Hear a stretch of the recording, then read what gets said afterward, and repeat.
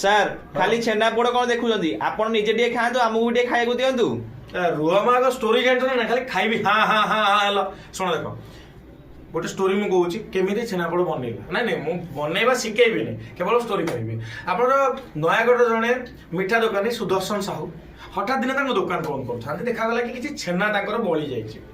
ସେ ଭାବିଲେ କ'ଣ କରିବି, ସେଥିରେ କିଛି ଚିନି, କିଛି ଘିଅ, କିଛି ସୁଜି ମିଶେଇକି ଗୋଳେଇକି ଘାଣ୍ଟିକି ତାକୁ କ'ଣ କରିଛନ୍ତି ଚୁଲି ପାଖରେ ଛାଡ଼ି ଦେଇଛନ୍ତି। ରାତିରେ ଭୁଲି ଯାଇଛନ୍ତି।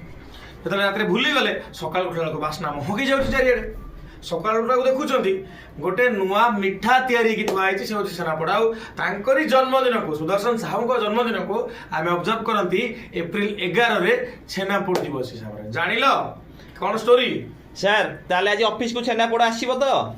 ଅଫିସକୁ ତ ଛେନାପୋଡ଼ ଆସିବ, କିନ୍ତୁ ଛେନାପୋଡ଼ ସେତେବେଳେ ଆସିବ ଯେତେବେଳେ ଏଇ ସେସନ ସମସ୍ତେ ଦେଖିବେ। କ'ଣ ସେସନ?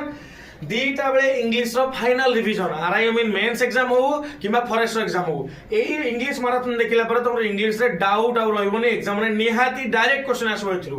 ତାପରେ 6ଟା ବେଳେ CGL କାଲି ଆଡମିଟ୍ କାର୍ଡ ଆସିଯାଇଛି ନା, ତମମାନଙ୍କ ପାଇଁ ଫାଷ୍ଟ ଲାଇଭ୍ ମକ୍ ଟାଇମର ଲଗେଇକି ଆମେ ଏଠି ମକ୍ ଟେଷ୍ଟ ପ୍ରାକ୍ଟିସ କରିବା। ହେଲା 2.5 ଘଣ୍ଟା 6ଟାରୁ 8:30 ରହିଲା ରାତି 9ଟାରେ ମ୍ୟାଥ ଧମାକା।